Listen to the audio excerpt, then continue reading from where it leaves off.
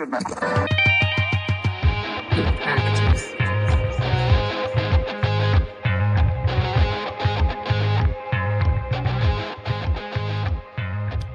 audience. How have you been? I thought we'd start the episode a little bit differently today, with me begging you to leave comments and ratings on iTunes for the show, because it is so helpful for the success of this podcast to have good ratings, and not just ratings, but people expressing why they love the show. So if you can, take a minute and go and say something nice. Like last week's episode, this one is one that I recorded when I was in Austin. If you haven't checked out the interview I did with the Demon Trash podcast, I released that last week along with them, and you should give it a listen because it's a very good time. But this week, I interviewed Neal Kassanoff. Neal's a musician, a songwriter, educator, and the founder of the Groundwork Music Project. His biggest claim to fame probably is co-writing the soundtrack to Hands on a Hard Body, a critically acclaimed documentary, and in recent years has even been turned into a Broadway musical. I met Neal because he hired me to teach back when I lived in Austin. Neal's organization, the Groundwork Music Project, provides music education and after-school programming to communities that otherwise wouldn't be able to afford a music program.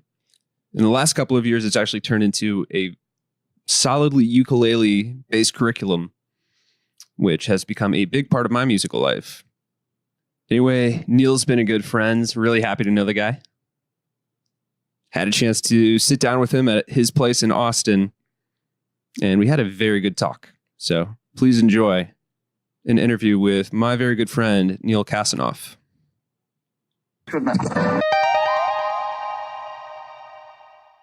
Hello.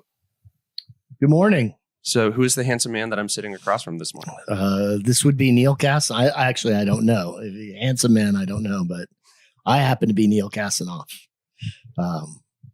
What do you want to know about Neal Kassanoff? I want to know why you write songs. Oh, if only I had a choice not to. Well, I guess I do. I write songs for my sanity. I write songs to bind the otherwise untamable euphoria, the otherwise unwieldy flight of ideas into a combination of melody, harmony, and rhythm and lyrics, so that so moments of inspiration don't escape without something to show for it. So is songwriting documentation? It can be. What I'm speaking of more specifically is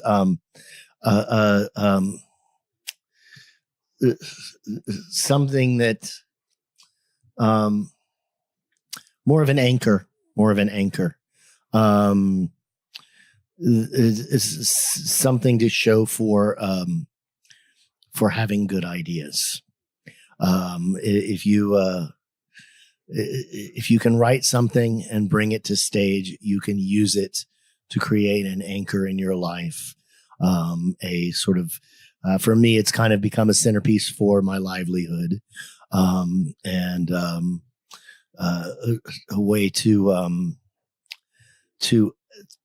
have a tangible intangible.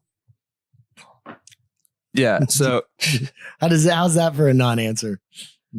Yeah, I forgot what I even asked. That's perfect. No, but I've been getting more involved in writing for the blog for the website, and then I'm meeting some people who actually publish and write books and are sort of demystifying that process. Right. And finding that writing is just organized thought, and once I articulate something, that idea becomes so much more real to me. Yes. Yeah. You can I am. You can build. There's no end to how much you can, for instance, build your skills as a musician. And a lot of us do try to get better and better at our instrument. But the point of getting better and better is to have a song to play. So that kind of locks things in. It surprised me when I first started venturing into the music business to discover, no, you don't want, people will not be, great musicians will not be insulted if you don't play as well as them. They need the material. So show up with material that they like to play. And so that was always my strength as an artist was creating the songs.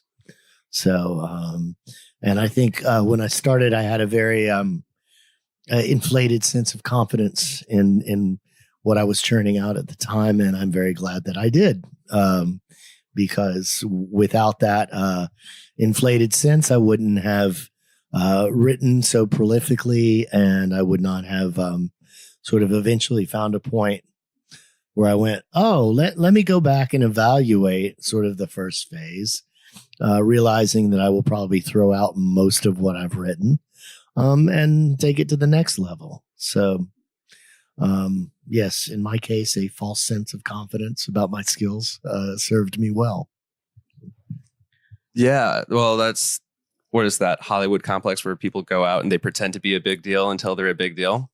I think that's yes. Yeah, I have to Matryoshka doll that. I have to fake having the fake sense of confidence, or fake being oblivious to how bad my stuff is, to shamelessly self-promote. There you go. But that pays off for artists and people working independently in the creative field. Yeah. You can't, it's one thing to sort of pass the muster on stage, but before you can do that, you can't be discouraged at practicing and honing and practicing and honing. So that's key. Yeah. So when you started becoming involved in music, and did you say sousaphone, or what was your first instrument back in the day? About the same time that I started taking guitar lessons, I also took cornet in middle school. So, and played in band until after my sophomore year, and but I was an apathetic kid and didn't realize that I was going to be a musician for a living. Gosh, I wish I would have stayed in band junior and senior year. And then really it wasn't until after college that and traveling for about a year, I guess I did find myself, as the saying goes, when I did my travels, that I had some, the light bulb went off, and I realized, songwriting is something I can do well. It's something I need to pursue. And with a song and a half in tow, having moved to Austin, I discovered that there was this thing called open mics, and that if you did an open mic, you needed 3 songs. So I got 3 songs written, and I started doing open mics, and just kept building my set list and building my set list. And within a couple of years, I was playing in bands and so forth. So, well, so I didn't realize that becoming a songwriter, becoming a musician, wasn't something that was a vision you had for yourself, a goal. Mm-hmm. Like, when I get out of college, I'm gonna, become a beatnik or a hippie or something, and I'm gonna go get on the bus and just write songs. I thought it was something more like that for you. Gosh, I wish. Yeah. Had I figured that out at maybe, early teens, mid-teens, things would have gone differently. But the fact is that it was my mid-20s that I really started, lining up my skills and trying to do something with them. So, yeah, and your travels, we're going to get back to that because you had some crazy stories. Oh, I have some crazy stories. Yeah.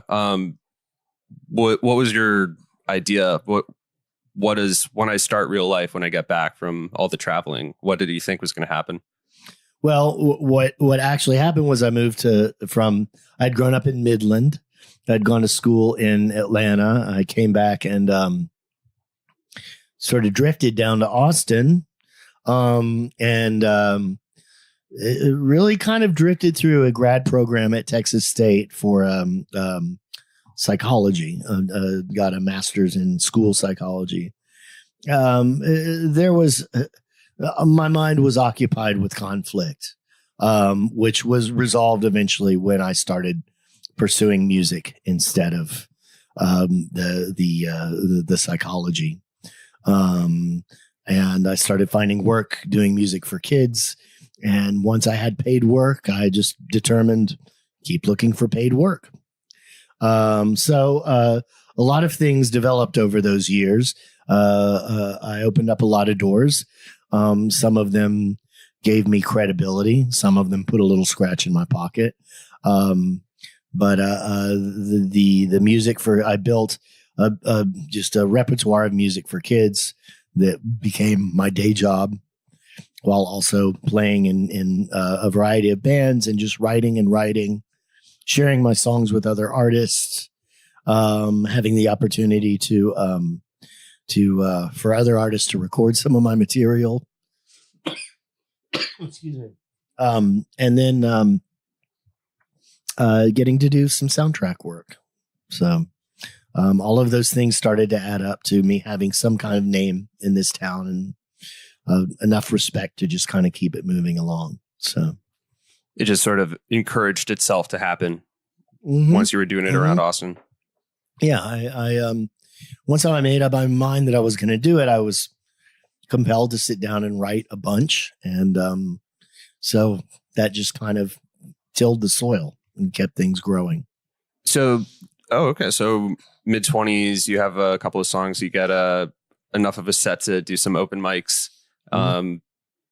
That's when the practice and the consistency of writing songs and exploring that started to happen for you.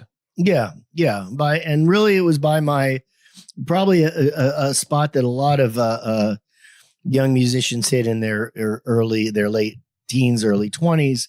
I was hitting in my late 20s, early 30s, where I really found the new levels of clarity came about with regard to the way I write, and moved it forward from there. So,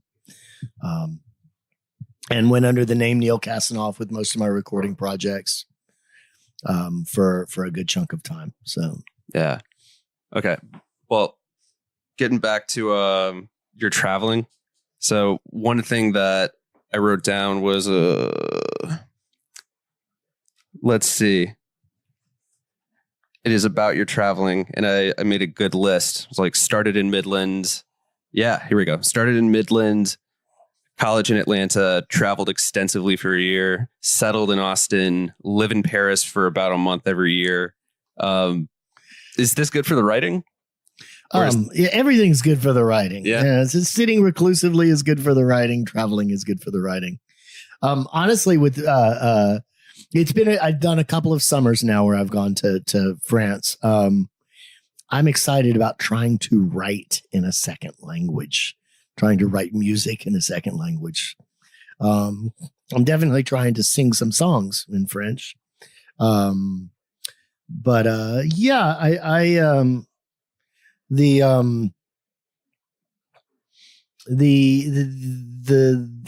often write, especially when I was younger, I wrote a lot about just being in a car and driving and traveling and road tripping. Growing up in West Texas, growing up in Midland, if you had any kind of bigger picture, there's more to the world than here. You had to drive far. You had to drive far just to get to, places like Lubbock. So it just kind of created a sense of wanting to roam a little bit. So, but I traveled in 89 around the world and was in Eastern Europe as the Iron Curtain was falling. But unlike Jesus Jones, I did not write the big hit Right Here, Right Now, or Wind of Changes like Scorpions did, or I should have been on it, but it was a little before I got into that whole thing. And I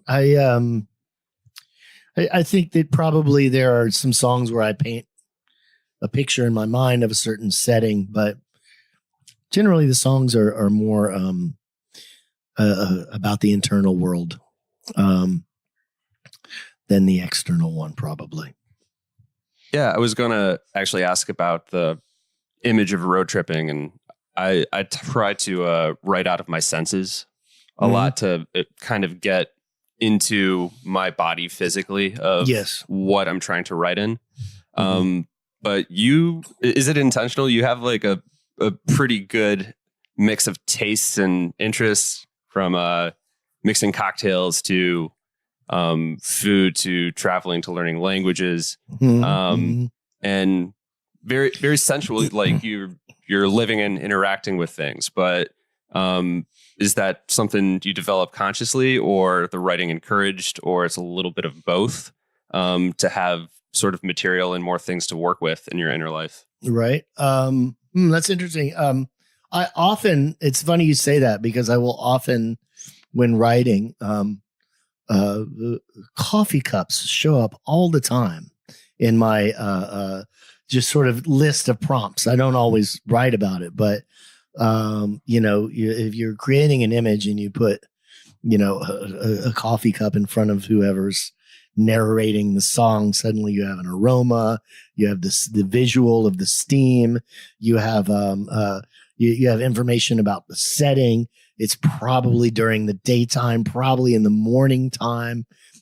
So you can, you could pick a whole variety of beverages, and then the listener may assume a whole variety of images to go along with it. As to the love of making cocktails, I think that there are certainly some striking parallels between the recipe for a good cocktail and the recipe for a good song, especially. This sounds like it's going to be a very good poll quote, so please continue. So really the best cocktails are quite simple. And I think one of the reasons I was drawn to writing songs is because, unlike, say, a novel or even an extensive short story, you really you're trying to nail really everything down in just a few minutes. And you can tell a story, but you can also just create an impression. And you're mixing the classic elements of a cocktail are before they became more elaborate in the early 20th century. A cocktail was basically the titration of four elements: sugar, bitters, spirit, and water. And you don't really want to get too that's a lot to work with right there, and certainly would be a good way to approach a song, is how do you get across all these perhaps contradictory elements that add dimension to life, that connect with the listener and resonate with their experiences, that give them some clarity to sort of what might otherwise be the muck and the mire of trying to figure out what's going on. Makes sense. Wow, eloquent. Getting back to your coffee cup explanation too. So do you usually write out of prompts that you give yourself? Have you experimented with different ways of starting the process? Absolutely. Absolutely. If you have a job to do, if someone comes to you and needs a song for a film or something like that, and you're just starting cold, then you have to really kind of go, okay, well, you want this cabinet to be 4 feet long and 2 feet wide, or you want this song to have a certain, to get across a certain theme, to speak to the subject matter of your film, et cetera, et cetera. And you, so you have an idea of what you're trying to accomplish. If accomplish is even an end goal. Yes. Yeah. Yeah. otherwise, I play it pretty loose. I know that I think we were talking about it the other day. My understanding is that Bob Dylan would sit down and write with purpose. He'd say, I want to write about this topic. I sometimes sit down because I sang 2 lines out loud that just kind of jingled nicely together. And sometimes the story reveals itself. Sometimes I catch myself telling the same old story and I try to take it in a different direction. Sometimes I just put together words that kind of sound fun together. So it really just depends on the context. I struggle more when there is sort of you start with, I'm going to write about this and get this across. And sometimes it works to excellent effect. Sometimes that gives you songs that really mean something. Sometimes just letting the song sort of reveal itself and approaching it more playfully is beneficial. One of the things I like about songwriting is, is that sort of to be perfectly honest, is that you don't have to be as disciplined as you would be if you were writing a short story, if you're or a novel. If you're writing either of those, there are certain structural elements of narrative that have to be there. If you're writing a song, they can be there, but there are plenty of songs that just have fun with words or have fun with melody. So, yeah, like the entire Oasis discography. There you go. Yeah. I'm just like, I don't know what that song's about. Right. Sounds good though. Yeah. Quite a few oddball Paul Simon lyrics too, that are that way, that are just I seem to recall him talking about bouncing a ball off the wall and just listening to the sounds and just figuring out ways to put those sounds, sort of a riff off of that and create lyrics out of it. So, yeah, sort of plagiarizing the physical world. Yeah, almost. So do you have a process that you feel like you want to be comfortable with, or are you always trying to change it up when you're sitting down?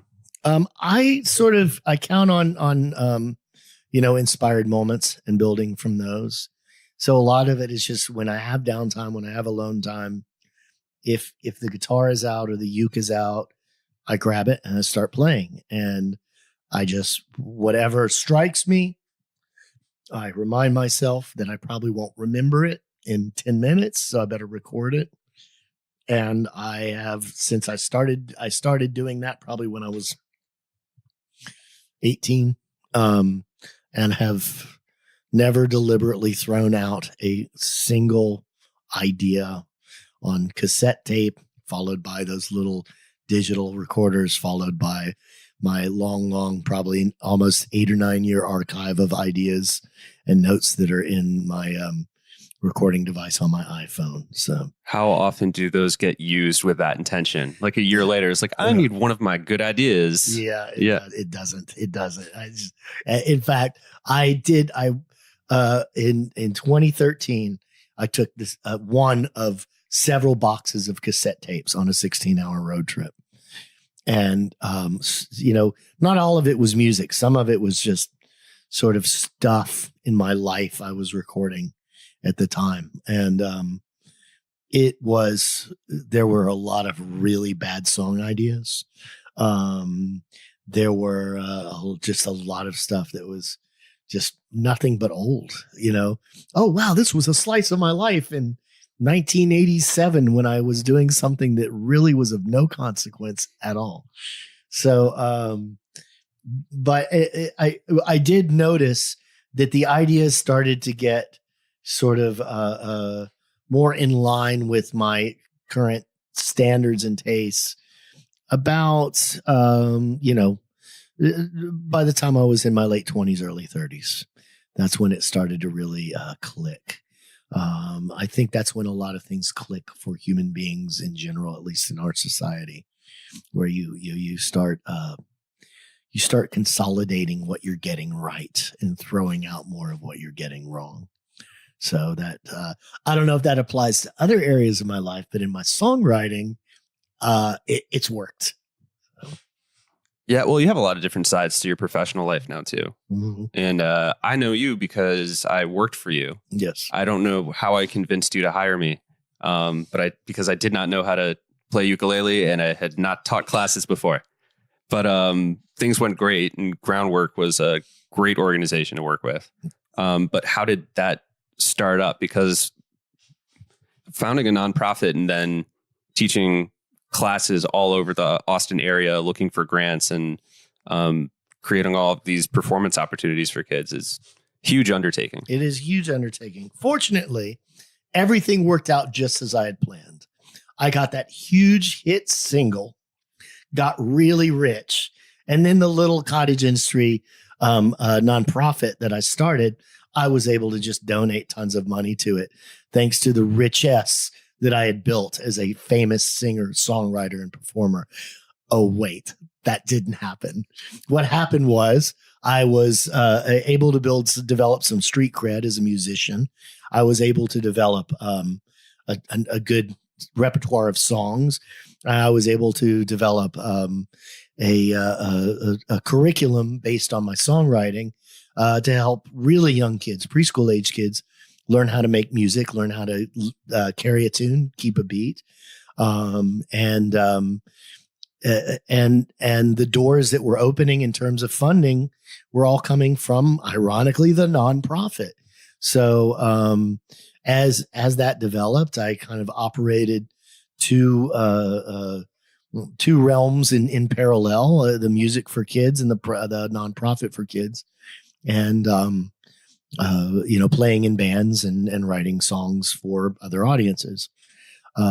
Several years ago, I just was looking for ways to innovate the organization, and started learning how to play ukulele, and got turned on to a program for teaching ukulele, the James Hill Ukulele Initiative. And that's one of the reasons that someone like yourself would come along, and I would be confident, hey, this is something where you can build your teaching skills and your musical skills on this instrument if you have the commitment.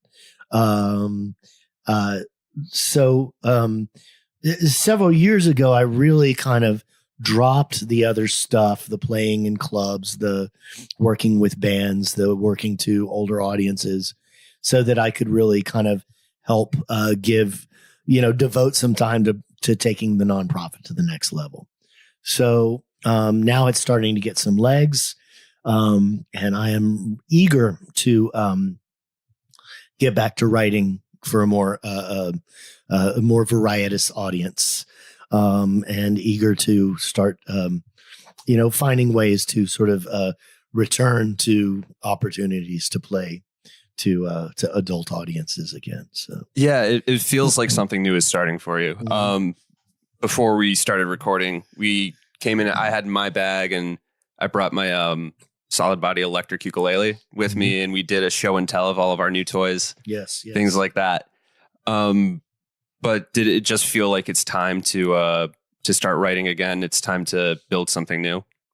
Yeah, I right now I'm trying to build some, really create a studio space, and we want to do a few things with the studio space. One is continue to add to the quality of the programs we do, the instructional programs. We want some really high quality instructional videos for how to learn how to play ukulele. But we also want to do more. I would like to be able to present more, just sort of on a whim, on a creative whim, get some new things recorded. And I'm not sure how it's all going to come together, but I'm excited about having learned how to teach an instrument. I've also learned sort of the rudiments of how to score a piece, how to work with notation more. And I'm excited about, having, being able to complement sort of rudimentary, fundamental songwriting skills with some arrangement skills.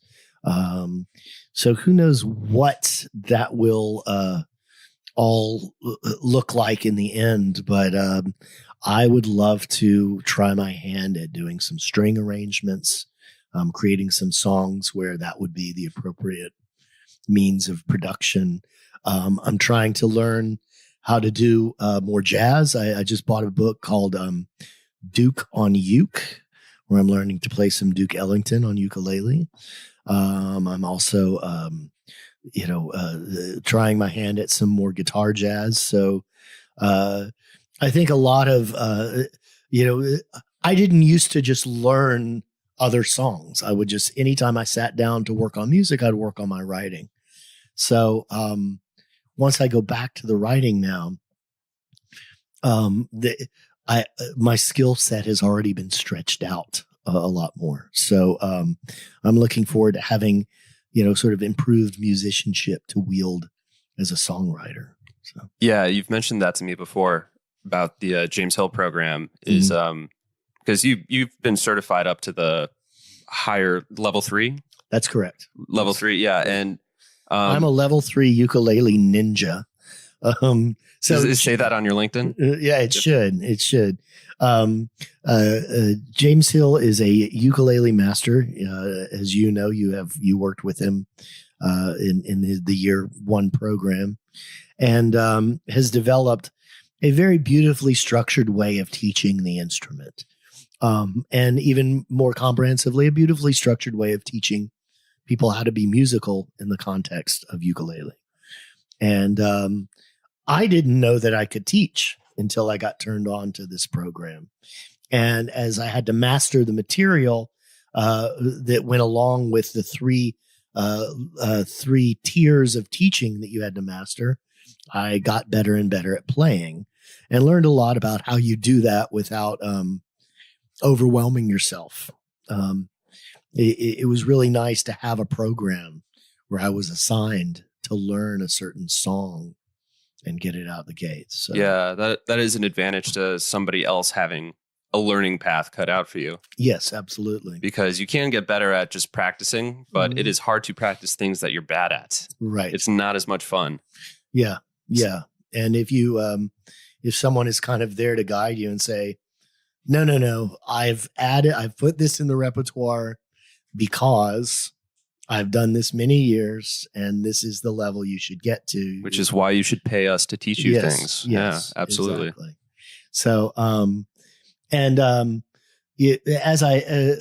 I with each year, so the James Hill program is a 3-year certification for teaching ukulele. And with each year, I became increasingly ambitious about what I would try to submit for my portfolio to show that I had mastered the material needed to teach. And by year 3, it's great to be doing something like this without having to worry whether you get an A or a B or a B minus or a C or whatever. With the 3rd year, I really went out of my way to try to learn some really challenging ways to arrange some challenging songs. And even when I missed the mark, there was the realization that it's not over, that really once you sort of truly value your own education, you just keep plugging away at the skills you want to acquire until you get there. And you learn to be patient with yourself. So. Yeah. And actually that's how I ended, I think, our 2nd episode for this show was, we're talking about practice, and I was just like, be more compassionate to yourself because you're going to fuck up, but that's the story of practicing is you learn to fuck up progressively less and less. Absolutely. Yeah, absolutely.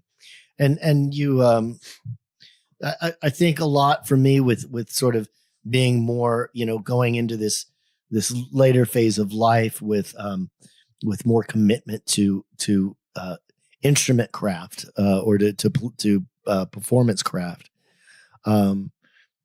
Not beating yourself up, being patient with yourself, and offering yourself some structure and some goals that have meaning, that comport with what it is you want to accomplish.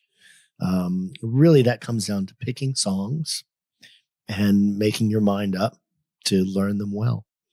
Some songs you can master in a few days. Some may take a couple of years. So, yeah. So being part of the musicians community in Austin, which now it's enormous and everybody knows about it, but even since early 90s, late 80s back in the day, did being around collaborators and contemporaries sort of help you put together the right beliefs and mindset about doing all of that? Yes. Yeah. There's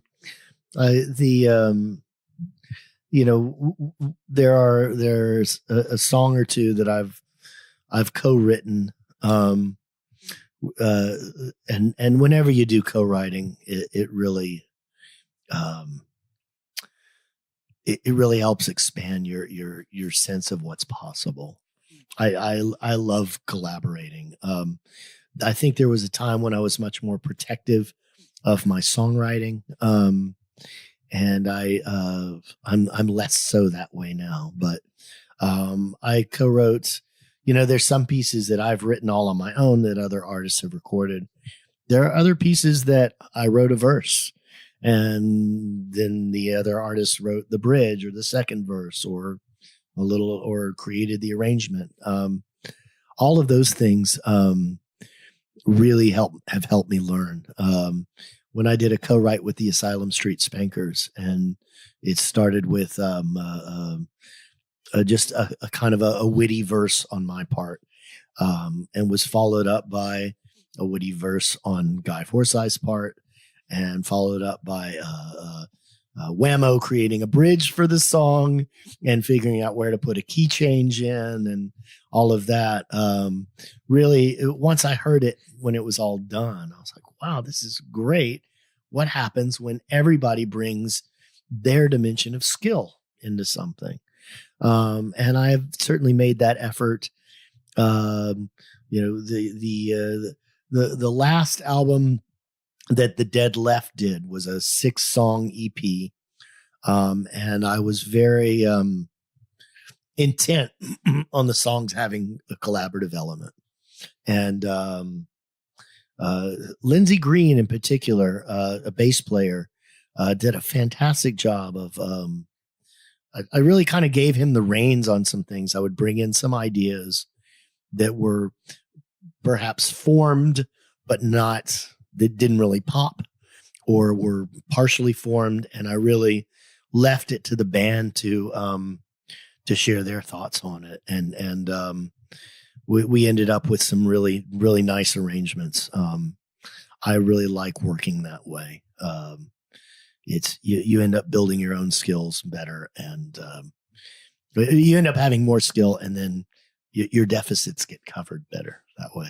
So, yeah. So, as far as collaborators or teachers, it sounds like there's been a ton of influences, but do you think there's been one greatest influence? Absolutely. Yeah. Yes. Yeah, without a doubt. I think the most influential artist in my world is Elvis Costello. Just his versatility, his sense of narrative, his the way he's grounded in his own vision of things. Just from the start, he was he sort of got his legs on the pub rock scene and the punk rock scene in London, but he was not a pub rocker. He was not a punk rocker. He was doing stuff that really kind of harkened to a lot of soul and R&B of a prior era. But he dressed kind of funny and had songs that wormed their way into people's ears, and it just stuck. By his third album, he did a pure, unironic country album. And he's worked with everyone from Paul McCartney to Burt Bacharach. To opera singer, or to not opera singers, to to classical quartets. So he is just a force of imagination and of style. And he has just never stopped coming up, reinventing himself, coming up with new ideas, and letting the positive and negative criticism kind of roll off of his back. On top of that, he's written some songs that are just such magical consolidation of melody and language that get across, that have all sorts just woven with double and triple meanings. That when he gets it right, they're just some of the most elegant songs I've ever heard in any genre. So wow. So how deep into songwriting were you before you could appreciate him on a level like that? Because a lot of the time before I really was deep in music, I didn't know what I liked about some things, but now I like some things more than others because I have more context for it. Sure. Yeah. Sure. Yeah. I think to that point there were, the other artists that really grabbed me were other singer-songwriters. And I don't mean, when I talk about singer-songwriters, I'm talking about it in a more classical sense, that we're not just talking about somebody with their guitar doing kind of a folksy thing. We're talking about people who, the whole notion of singer-songwriter came about because in the era prior to that, you were either a singer or a songwriter. You were rarely both. Whether it was Elvis Presley or Frank Sinatra, most of the material was somebody else's material. Which is, now it sounds silly because you give somebody an instrument and automatically people would assume now you have all the tools. Mm-hmm. Go for it. Yeah. So the sort of, as that era started to emerge, it was kind of a unique notion that someone would be singing and songwriting. And so a lot of the sort of early, like the mid 60s forward singer-songwriters, were not necessarily folk artists. They were people who were going to sing the songs and make a name for themselves as a front person, but could arrange the songs and produce the songs and find the voicings for them. Joni Mitchell is a great example. She makes mention many times of her frustration. In the 90s, she expressed her frustration that she would be compared to Jewel, and not to Charlie Mingus or Miles Davis, because that was sort of the scope of what she was doing and what she was building. Someone like Paul Simon, who has just staffed and restaffed and staffed and restaffed his various projects with artists from all over the world, creating these really innovative ways of arranging music for the Western ear. That is, you're getting way beyond just kind of folky music. And those are the artists that really, really grab me. The ones who they didn't just land on a template and follow it forever. Did it take you a while to get bored of trying to find a template if you were ever looking for that starting out? I think, I'm actually really looking forward to just writing like a little pop song or whatever. It doesn't, it's satisfying, but I'm looking forward to now having, some tools, rudimentary as they may be, for really creating arrangements, and doing things with more dimension to them and more scope, more depth, maybe longer pieces, maybe pieces outside of the genre of rock or pop. So yeah, I don't know if I ever got bored with it, but there's always there's some dissatisfaction in going, oh, well, I've mastered this. Kind of staying there is not going to be enough. It is dissatisfied at some point with doing just that. So makes sense. So do you think teaching, because it's just basically pushed you in a direction where you have to learn new things because, people want to learn different things. Yes. Yeah. I learned to play fingerstyle guitar, not because I was interested in like how James Taylor sounds or something like that. It's because somebody came to me and they said, I'll pay you if you teach me that. Right. Yeah. Right. Yes. Yeah. So, do you think the teaching is essential for your growing as a musician? Oh, absolutely. Yeah. Absolutely. First it's nice to learn that if you can just stay one step ahead of your student, you can teach, but it's even nicer. Very brave that you can admit such a dirty secret. There it is. Yeah. There it is. And there, it's a reasonable thing to do. If you get one step ahead and you devote your, if you devote your week to finding, sort of blazing that trail, then they're getting their money's worth.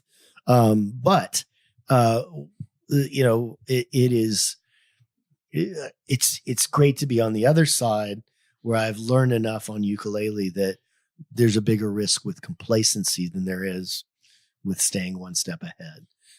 Cause once you have, some level of mastery of an instrument, all of that, it starts to be second nature to walk someone through their beginner skills. And you have this huge palette of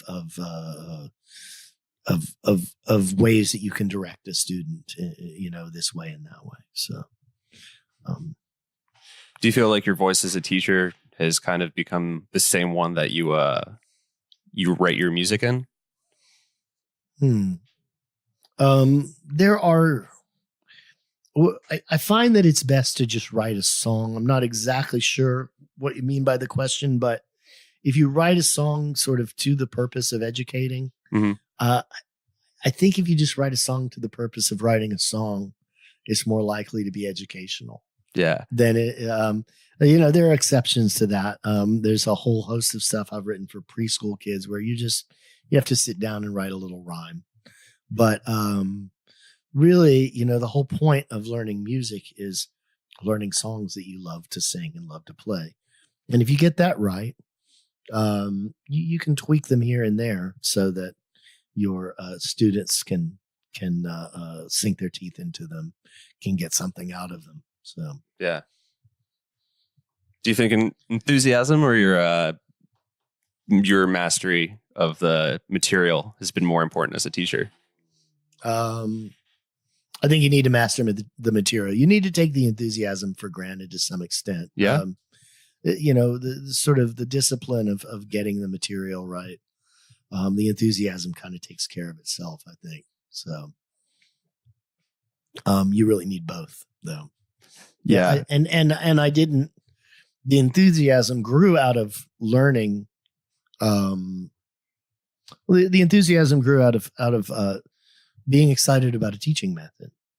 I didn't know otherwise, like prior to that, I didn't know necessarily where I was going when I was teaching. And that's not good for the student. It's not good for the teacher. So true that. That's one of the reasons that I never really did a lot of it until someone had shown me the way. So I didn't even realize, like, while I was working for Groundwork, that it didn't start as ukulele based. No, it started as preschool programs. So I learned a pedagogy for basically teaching preschool age kids how to make music through play. And that's all about moving and dancing and repeating simple phrases within a certain limited interval range and all of that. But it's all very playful and it's fun. And we're still developing that. Now retrofitting all those programs to include the ukulele, but it's not teaching an instrument and it's not guiding someone in a more deliberate, fastidious task. So. Yeah, those classes were always actually very fun just to teach. Yeah. Because you are the example of play to get people playing. Yes, get little tiny humans playing. Yes, yeah, exactly. But how did you find your way to the ukulele? Because I had never, I'd say second thought not even first thought, never considered it as something that I wanted to get my hands on, but it completely won me over once I started working with it. Similar tale. What I handed off to you was handed off to me by way of Kevin Carroll. Kevin had been a very accomplished guitar player for many years, playing with a lot of Austin luminaries. And after a shoulder injury and I think a pretty firm decision that the lifestyle on the road was no longer for him, he switched over full bore to ukulele. And someone who was a supporter of Groundwork introduced me to Kevin, and Kevin spent a year working with Groundwork, and from there counseled me to look into the James Hill program, which is what I did, and it all sort of built from there. And back to what I said before, that speaks to why I am interested in working with other teachers, even if they've never played the ukulele before, because it is, once you start playing it and using it as a teaching tool, you're like, wow, this is, I don't care what they say about you, ukulele. Don't listen to them. Not just for hot girls on the internet, huh? Exactly. Jake Shimabukuro says of people who kind of chide the ukulele as just a toy instrument. He says, good. Pick it up, play it because you're not afraid. It's just a toy. Have fun. And you really can use the instrument to just pluck a single note and play along with somebody, or really become very advanced. Yeah, the sky's the limit on it. And especially when we went to the James Hill conference, I did my year one with all of you in Vancouver. We just saw people who the skill level is ceiling on it is non-existent. Absolutely. It just keeps going. And I had never had an impression of ukulele from that angle. It had always been, this is the thing you can strum and sing along to if you're not motivated enough to do something cooler than that. Right. Yeah. Right. And it holds a very unique niche.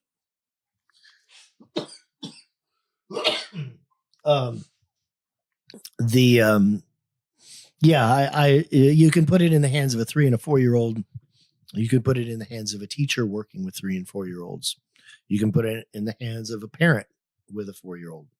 You can put it in the hands of an adult who wants to forge their way forward in their musical life. And you can get started really easily. And yes, and the amount, I mean, my gosh, once you're talking about Duke Ellington arrangements on ukulele, that kind of who would have thunk it, right? And I think with 4 strings, you can make sense of the musicality really easily. You can size things up really well. Well, it's also a constraint. And this is something I had talked about in my masterclass, is if you're doing an arrangement of something and you have to play a chord with extended notes, chords, major and minor or sus, whatever, usually 3 notes, 7 chords, you're getting up to 4, anything on top of that. Right. Too many for all of it to be addressed on a ukulele. Yeah. So having that limitation makes itself known to people when they're getting to that level with it. Yeah. Yeah. You can size up a chord really easily, and you know what you're doing. Like, oh, well, here are the main notes and here is an auxiliary note, and there's no room for anything else. So. Yeah, man. So have learning new instruments been something that I guess would enrich your songwriting practice? Absolutely. Yeah, absolutely. I took for a brief time, several months, did some classical piano lessons. Gosh, sure would be nice to know the piano well. Sure would be nice. I teach it, and I'm embarrassingly remedial on my piano skills. As long as you're one step ahead. I'm right? one step ahead of all these 6-year-olds, barely. Mm-hmm. There you go. Yeah. Yeah. But And that coupled with there's no end to what you can learn on guitar and ukulele. So the time is there's not enough hours in the day to do it all. So. Sincerely, do you still have time to let your mind wander as you've gotten older? I make time. You make time? I make time. Yeah. What does making that time look like? I mean, I'm self-employed. Yeah. You know, if all the deadlines are on me, and if I make time that to my detriment, I'm the one who pays for it. So that's really important. This weekend, I'll be working all through the weekend. Need to have time off on Monday. So is that going to be like a walk with Chloe, or is it going to be going to a coffee shop without a book or something and people watching? Maybe just something that involves this beautiful sunlight, Yeah. So. Holy crap, my body does not know how to deal with the sun. I flew in from Ohio 2 days ago, and I think I was outside for 40 minutes yesterday at my friend's yoga class, and completely burnt. Yeah. Yeah. Yeah, that's something that Austin definitely had going for it. Absolutely. Yeah, people are still kind of looking to do things here. Mm-hmm. Yeah, mm-hmm. As opposed to hibernating for about 5 months. Yeah, but that's definitely probably been an advantage for being in songwriting, finding collaborators, finding people who want to learn music. People are just more excited about taking some sort of instrument lesson. Yeah, awesome. if you can compete with the however many jillions of people, jillions of musicians who are also struggling to make a living here, you can find a niche. So a lot of people do work for free, but plenty of people don't. Yes. Yeah, you got to find a way to make it work, whether that means going out of town, finding some, niche thing like working with preschool age kids, whatever it is. Everybody has set up a nonprofit in this city because, they have the vision, but also because everybody's trying to find some way to make a living at it. So. Yeah, great place for that. And what's Groundwork been doing for collaboration? Because I remember there was the Blanton Museum. Mm-hmm. We were doing events there, and I think there was a video game, like history of video games, and all that of was these at the examples. Bullock, yes. Yeah. Not Blanton. We've Bullock, done 2 or 3 years of work with the Bullock Museum, where we do various events. We've done Texas songs on ukulele. We've done other historical songs to fit with the museum. And if we can work it out, we'd love to be doing something with them in the summer as well. So right on. Have there been any other partnerships that you've looked for or thought about? Yeah, I mean, we have partnerships with a lot of schools. I would definitely consider the work we do with Blackshear Fine Arts Academy a partnership. We work with second graders over there. Mm-hmm. We have a program with at Harris Elementary that's tied into the Andy Roddick Foundation. So we really partnerships are really important. So yeah.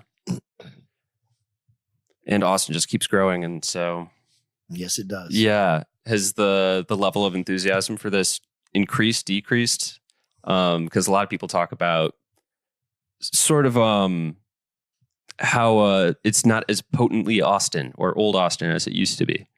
It's just so many new people coming in. It's not old Austin. Yeah. I mean, this is a big city now. Yeah. This was it was a different time in America 30 years ago, and this was a different city in America 30 years ago.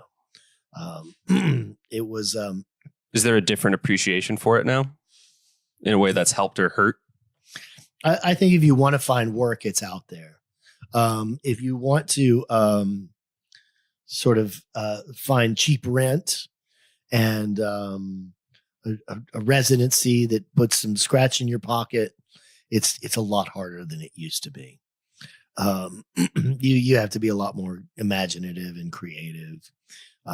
For me personally, operating on Dimension as teacher and entertainer and writer has been really elemental in all of that. So, but the city has been very supportive. City of Austin does provide funding for initiatives like ours that makes a big difference. So you just have to be out there being entrepreneurial, I think. So I know a lot of Austin artists who've moved away, maybe to the outskirts, maybe to the places that are getting expensive, maybe even further, like out to West Texas. Some have moved on to New Orleans. But there are opportunities here if you, if you can think with some versatility in mind. So, right on. Cool. Well, we're coming up on an hour. All right. And I think that you have a lesson coming in a little bit. So I'll probably wrap up so I can let you get your things in order. Okay. But do you have anything that you'd want to leave people who are thinking about practice and maybe songwriting or maybe just playing an instrument? Find a place to start and find a place to have fun. If you're not having fun, it's not going to work. If you want to practice an hour, 2 hours, 3 hours every day, great. But if you want to get going, do 20 minutes 3 times a week. Pick something where you really can stretch out your skills and get that accomplished. I guarantee you will do more than 20 minutes 3 times a week. Baby steps. Can't agree more. Yeah, I've said it before. The people who I've noticed practice the most are the people who are loving it the most. Mm-hmm, mm-hmm. Just about anything. And the truly gifted musicians, they don't practice more. They are more focused in their practice. They sit down. Their practice is an act of stretching the limit of where they were from the last time they sat down, of learning something new. Yeah. Yeah. Since I started thinking of having practice as a story arc, mm-hmm, mm-hmm. That's something's building towards something or coming from something, then right. That's how you get somewhere. That's how you get somewhere. Yeah. And if people wanted to look into cool things that you were doing, either teaching, performing, playing, or recording, check out groundworkmusic.org, groundworkmusic.org, groundwork singular music.org. That's a good place to start. Please get on our email list. We also have some instructional videos up on YouTube. Anything new that's going to spring forth outside the realm of groundwork, that will be your point of communication. And there will be some new things happening in the next couple of years. Right on. Cool. Thanks so much for doing this, man. Thank you for having me. Yeah, lots of fun. Cool. And if you do get your podcast started up, you were talking about that earlier, let me know so I can blast it out over my show to anybody who's going to want to listen, because that will be a very fun idea from what you've been telling me. Absolutely. Absolutely. The place that all starts is on the Groundwork Music YouTube channel. Type in Groundwork Music channel and it will pop up. We're going to start doing some features where we're going to invite accomplished artists, accomplished musicians to play something on ukulele, and we're going to call it "What Can Uke Bring to the Table?" Uke can bring a lot of different things. That's right. Yeah. Including really, really silly puns, but we're going to use it anyway. Oh, yeah. All right. Well, thanks for tuning in. Love all of you. Take care of yourselves. Bye.